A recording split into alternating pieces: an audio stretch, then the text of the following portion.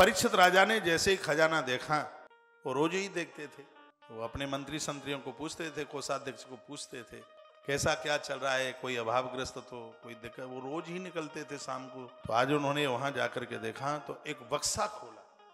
इससे पहले उन्होंने वो बक्सा देखा नहीं था, और अचानक एक झुरमुट से में पड़ा हुआ बक्सा, और उसके ऊपर निगाह पड़ गई राजा की। उसके ऊपर मिट्टी बिट्टी सी लगी थी, पुरातन था, पुराना सा था।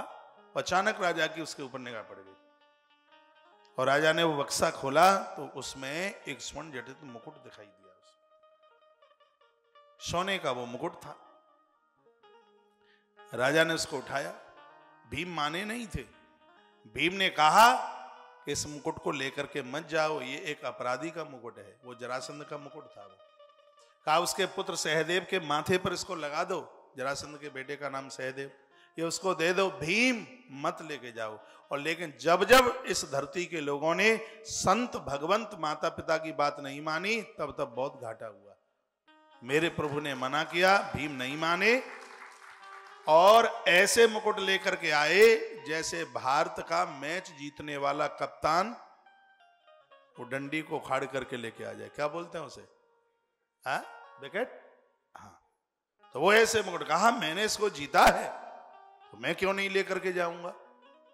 और वही खजाने में वही मुकुट रखा था।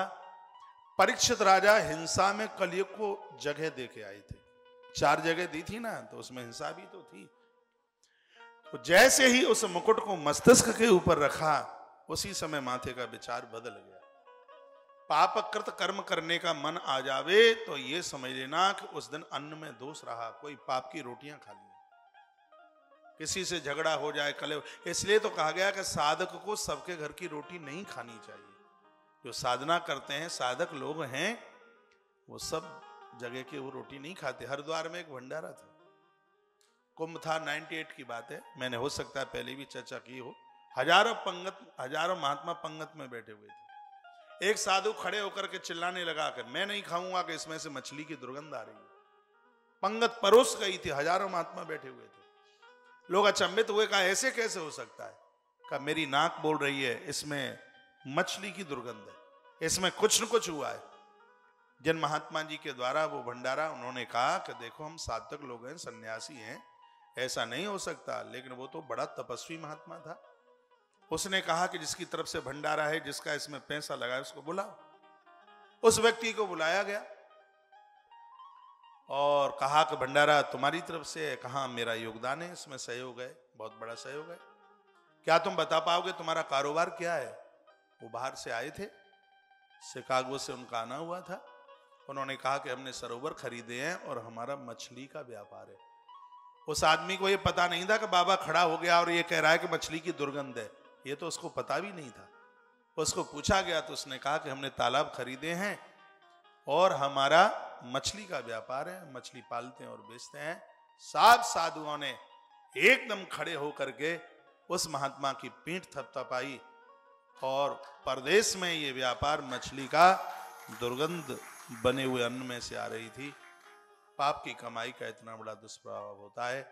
परमात्मा को प्रार्थना क्या करें, कहा करके हे भगवान हम उपवास करके रह लेंगे, कृपा करना हमें अधर्म और अन्याय की रोटियां नहीं चाहिए। यह अन्न ही तो जीवन का कबाड़ा कर देता है, और अन्न पावन है, पवित्र है, तो ईश्वर से भी मिला देता है। भजन के लिए अन्न सुगम भी है और बर्बाद होने के लिए ये खतरनाक भी है।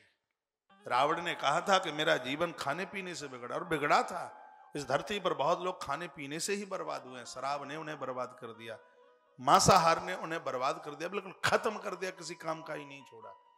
यदि कोई पापकृत कर्म जिस दिन हो जाता है, उस दिन आप देखिए अपने आहार को देखिए। घर में झगड़ा हुआ, कले हुआ, मेरी बहनें अपने दुकानदार पति को पूछें कहीं तुमने मीटर से कपड़ा कम नाप के तो नहीं दिया, कहीं तराजू से तौल के कम तो नहीं दिया, कहीं जरूरत से ज्यादा तो नहीं ले लिया। और जब ये सब ऐसी स्थिति होती है, तभी उसके परिणाम ये ऐसे विपरीत होते हैं।